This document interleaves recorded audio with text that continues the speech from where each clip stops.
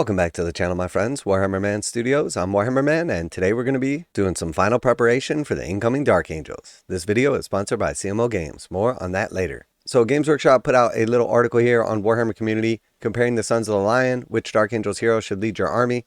Unfortunately, there's like a little text here at the top, and then basically like some fake data sheets just talking about why they're cool, but it doesn't say anything specifically about their rules or anything like that. So in my opinion, it's not actually useful.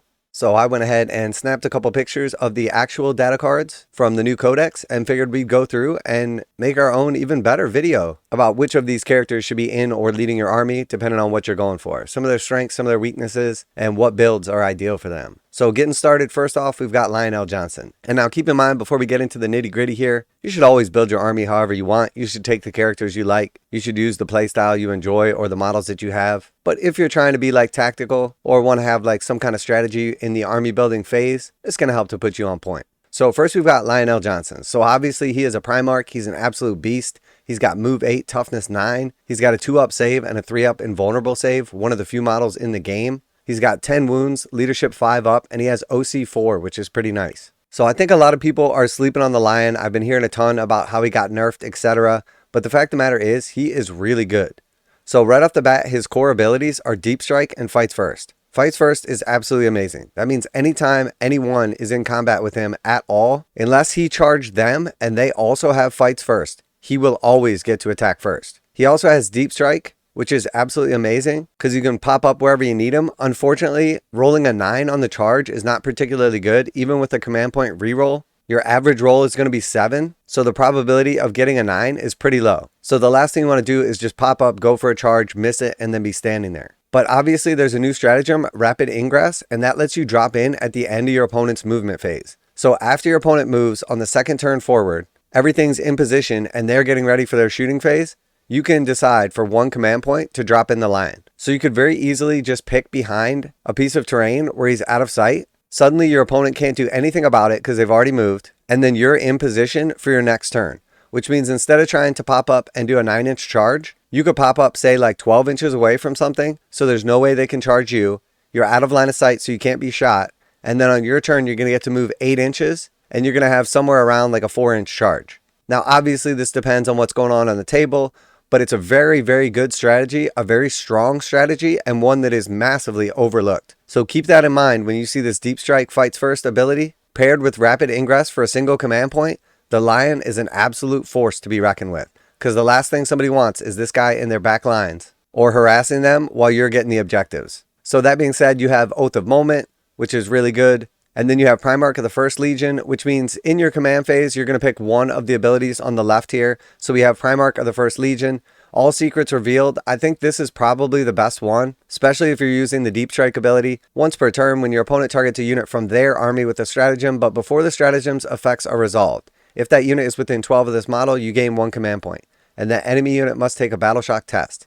If the test has failed, in addition to the unit being Battle Shocked, that stratagem's effect are not resolved. That stratagem will count as having been used this phase. So you've got this guy in the heart of your opponent's army, so the probability that they're going to want to use a stratagem on something within 12 inches of him, especially with his big base, is basically like a 27-inch diameter bubble. Right off the bat, you just automatically gain a command point if they try it, and then they've got to make a Battle Shock test. If they fail that test, the stratagem doesn't even work. So pretty good, definitely could foil your opponent's plans. A lot of times, if a stratagem doesn't work at the right time, it can literally be the difference between an objective, a unit staying alive, or even the game. So very strong, especially if he's in their back lines. Next, you have the Martial Exemplar Aura. So it's a 6-inch aura. Each time a model in a unit makes a melee attack, add 1 to the hit roll. So that's going to affect all of your Adeptus Astartes, plus 1 to hit within 6 inches. And then he's also got No Hiding from the Watchers, which is another 6-inch aura, and it gives Feel No Pain 4+ against mortal wounds to all your Adeptus Astartes within 6.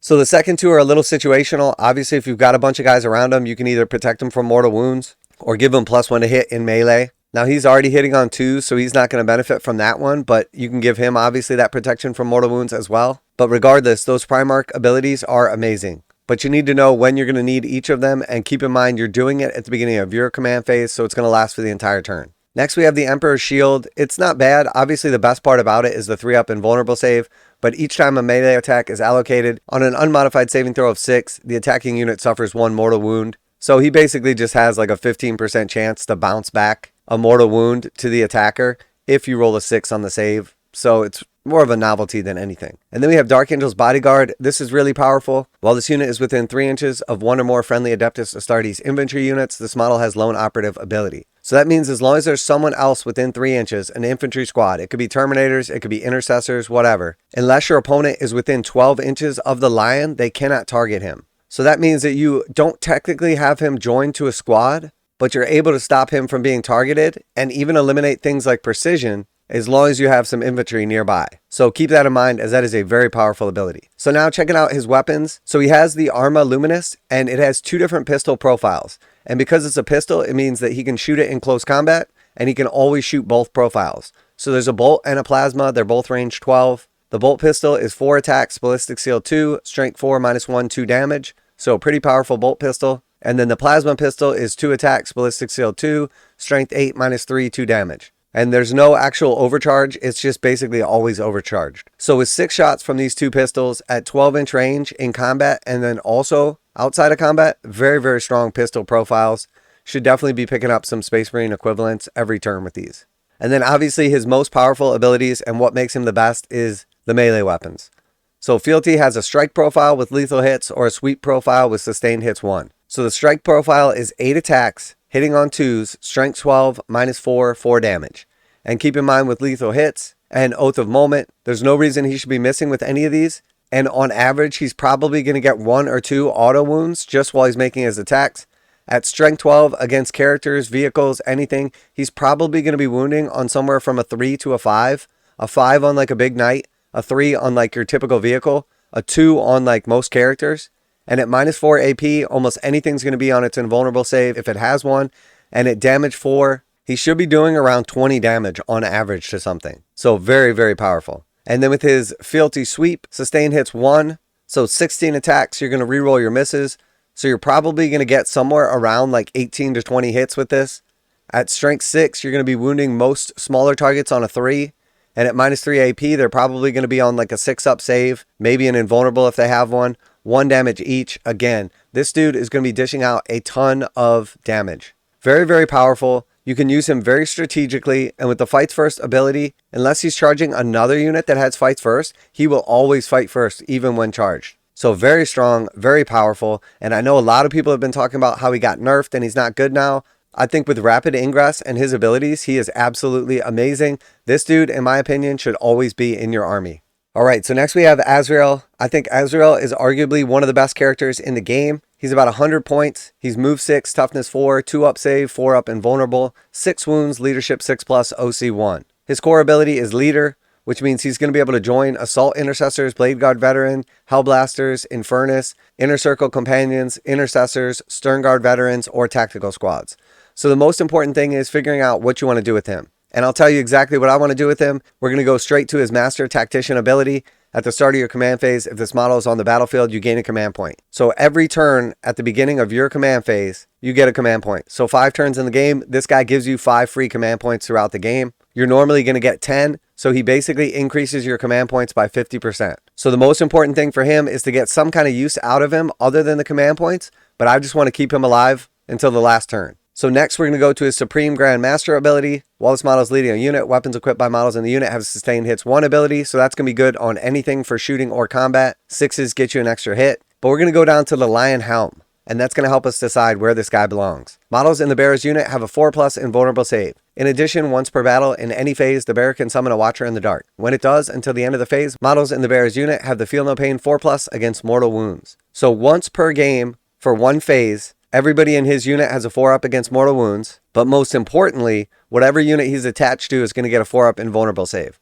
So in my opinion, you don't want to attach him to a unit that already has an invulnerable save because they lose out, which obviously Blade Guard Veteran are very tough, very durable, and a good like counter-charging unit, but already have an invulnerable save. We know Inner Circle Companions are pretty good, but don't have an invulnerable save.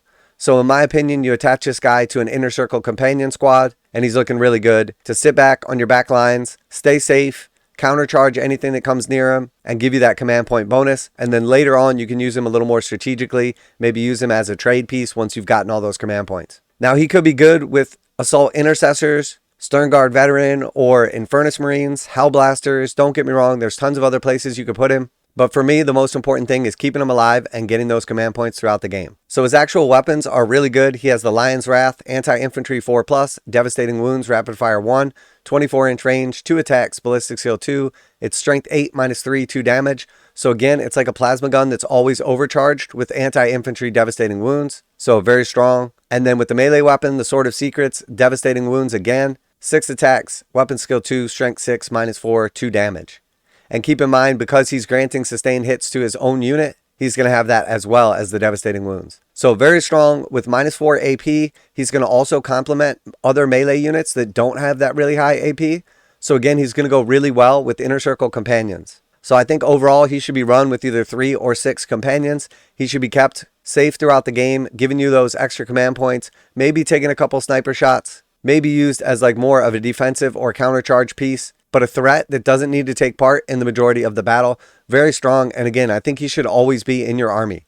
All right, so next we're going to talk about Ezekiel. Unfortunately, he doesn't have a new model yet, but hopefully one is on the way. He is Move 6, Toughness 4, 2 up, 4 up invulnerable, 4 wounds, Leadership 6, OC 1. And he is a librarian, so he has the leader, the Oath of Moment, and Psychic Hood ability. He can be attached to Assault Intercessors, Blade Guard Veteran, Howlblasters, Infernus Squad, Inner Circle Companions, Intercessors, Stern Guard, or Tactical Squads. While this model is leading a unit, models in the unit have a Feel No Pain 4+ against Psychic attacks. And then Engulfing Fear, Psychic, in your shooting phase, you can select one enemy unit within 18 of this model. That enemy unit must make a Battle Shock test. So this ability is really strong for basically turning off stratagems. So in your shooting phase, possibly prior to shooting with other units, or possibly prior to charging into combat, you're going to try to Battle Shock a unit so your opponent cannot use stratagems on them.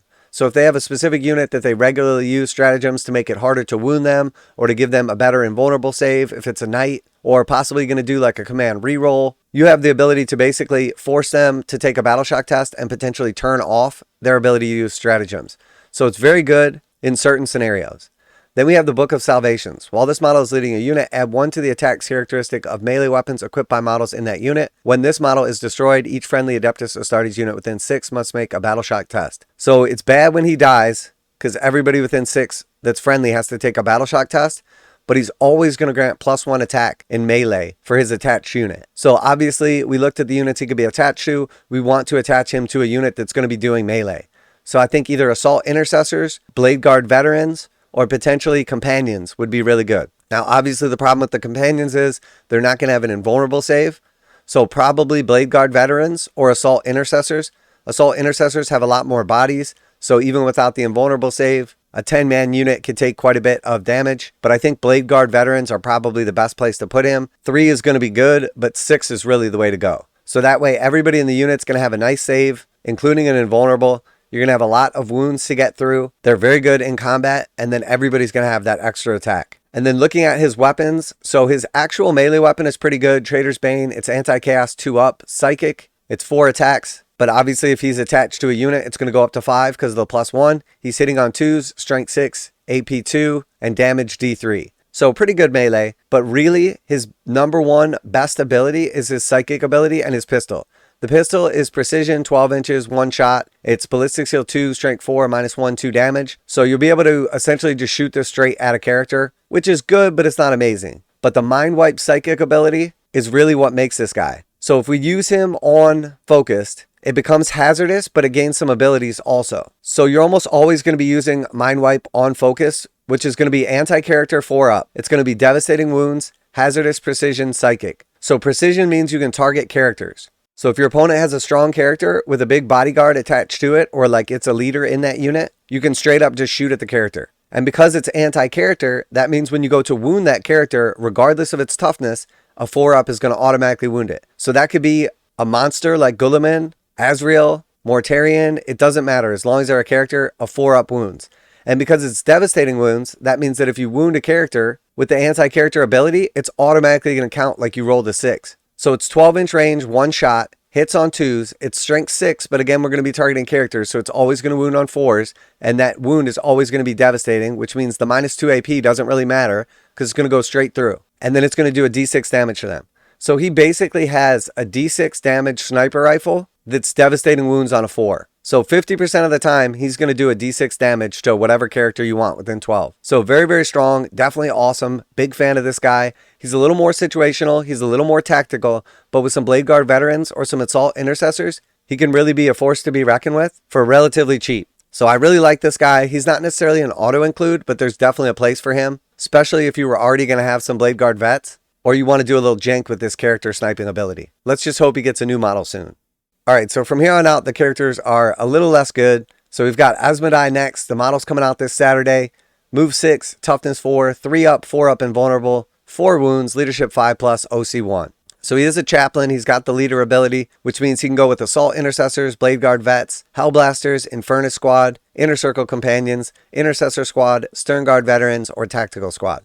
So let's see, who does he fit best with? So I actually think his chaplain abilities are kind of weak. So Exemplar of Hate, while this model is leading a unit, each time a model in that unit makes a melee attack, you can reroll the hit roll. So the problem with this is you already have Oath of Moment, and typically whatever your most powerful attack is going to be for that turn, you're going to be putting Oath on. So this guy allows the unit he's attached to act a little bit independent from your like normal Oath target, which is good. Unfortunately, a normal Chaplain gives you +1 to wound against whatever you're fighting in melee. So I would rather have my unit have +1 to wound than have reroll hits. But situationally, he's still good. So then we have Feared Interrogator. At the start of the fight phase, each enemy character unit within 6 of this model must make a Battle Shock test, subtracting 1 from the test when they do. In addition, each time this model destroys an enemy character model with a melee attack, you gain 1 command point. So pretty situational. You've got to have him within 6 of units that are characters, and then you can force a Battle Shock test on them. If you kill a character, you gain a command point, but this is going to be redundant because you're already going to be taking Azrael and you can only gain 1 extra command point per turn. So in my opinion, pretty lackluster. His actual weapons are decent. He's got a strike and sweep profile, 5 attacks with a strike, 8 attacks with a sweep, hits on 2s, strength 5 -2, 2 damage, or strength 5 -2, 1 damage. The truth is, Asmodai's cool, the model's cool. He's a nice buffing character, but he's meant to be in a melee unit, and realistically, we already talked about companions. They're missing an invulnerable save.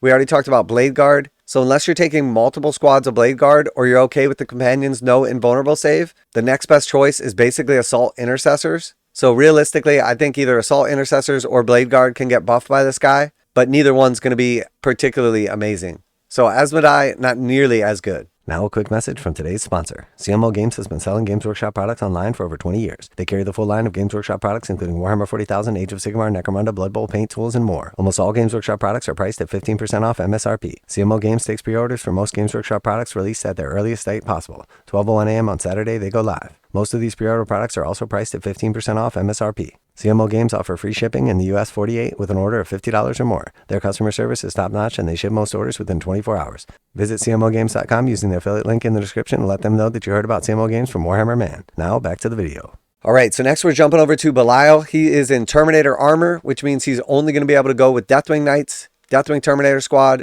Terminator Assault Squad, or regular Terminator Squad. He is move 5, toughness 5, so he's very tough. His save is 2+, 4+, invulnerable. He's got 6 wounds, leadership 6+, OC 1. He's got deep strike, obviously, because he's a Terminator. And I think the best unit to have him with is probably Deathwing Knights, but Terminators are good as well. He is Grandmaster of the Deathwing, which means while he is leading a unit, each time a model makes an attack, if a critical hit is scored, the attack becomes precision. So this is a pretty good ability. So basically, if you roll a 6 to hit, you should put those dice aside, and then they can go up against any attached character. So this is good for shooting, but really it's going to shine in combat as you have a bunch of Terminators potentially like killing off a character instead of having to fight through his bodyguard.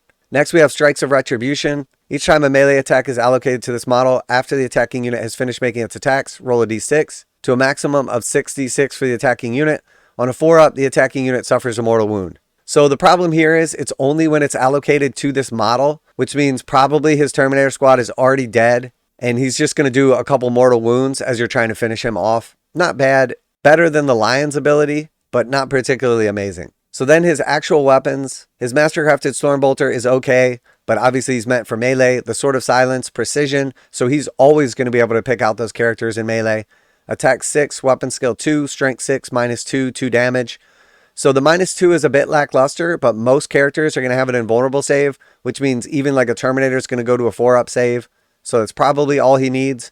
2 damage is pretty decent. It means that 3 attacks getting through are pretty much going to kill anything. So if you figure most stuff has a 50% chance of saving, you've got 6 attacks, you're probably going to do on average around like 4 to 6 damage to your target. So not bad, but again, he's not amazing.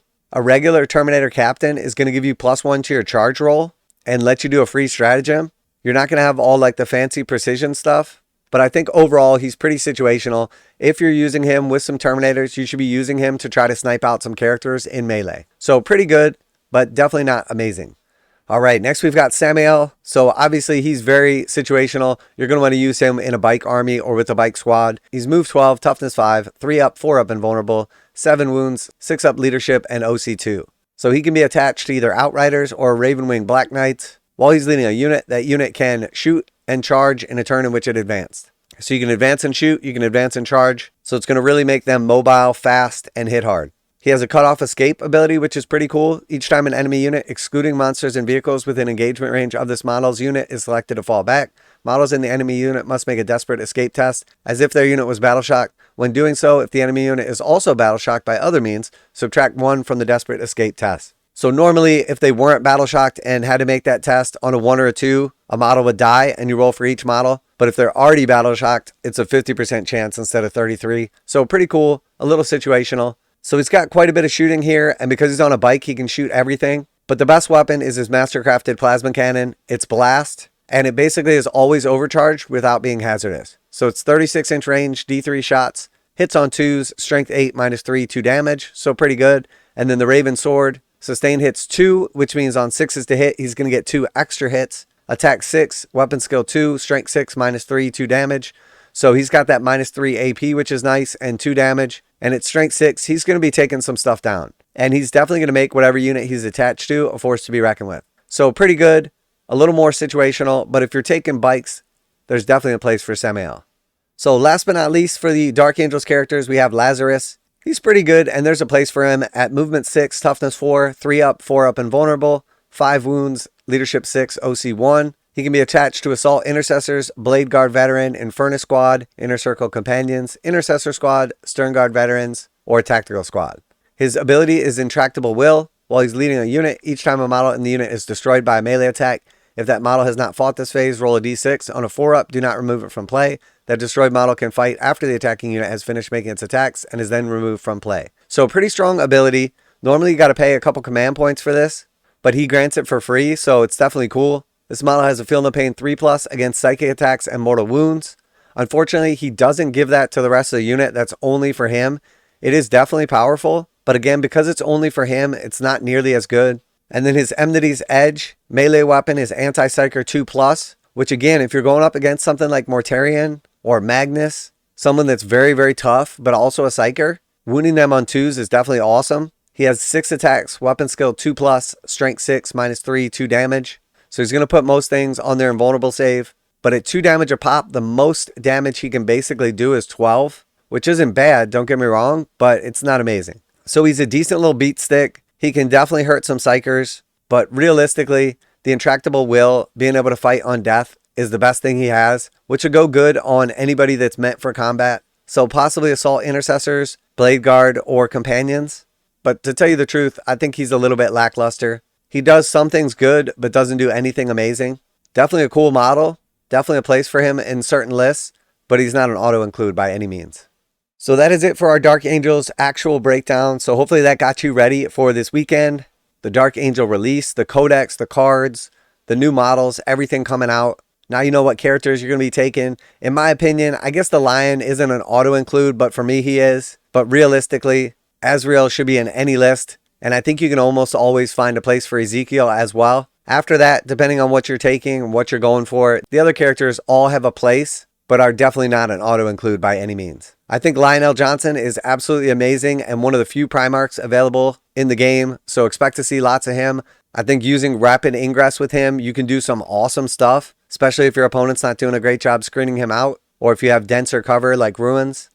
But if there's one character that should be in every Dark Angels list, and every time you face Dark Angels expect to see, it's Azrael. And while he can be great for being on the offensive and do some amazing abilities, I think the true key with him is to use him to gain those extra 5 command points. Use him as more of a defensive piece and fill the void on the Inner Circle companions with that invulnerable save. So let me know what you think down below. Obviously, this is a little bit longer of a video, but I wanted to do like a little bit of a deep dive on their like strategies, what units I think they're best attached to, and which one should be in every list. Always like to hear back from you guys in the comments, so let me know what you're going to be taking, which models you like, which abilities you like, and which characters are going to be in your list. Special thanks to CMO Games for sponsoring this video. Check out the link in the description to save 15% on Games Workshop products. And remember, if you're after any of these pre-orders, Friday at midnight, technically Saturday morning, pre-orders go live on their web store at 15% discount. And make sure to tell them that Warhammer Man sent you.